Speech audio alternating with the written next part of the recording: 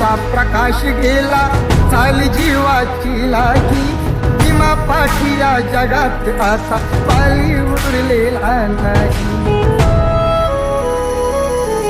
असे म्हणून दलित सारे रडू लागे धाई धाई.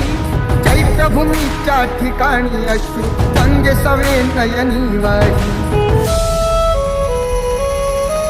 अश्रून कोटी पिले तरीही, अश्रून कोटी पिले तरीही भीममूर्ती नातारली.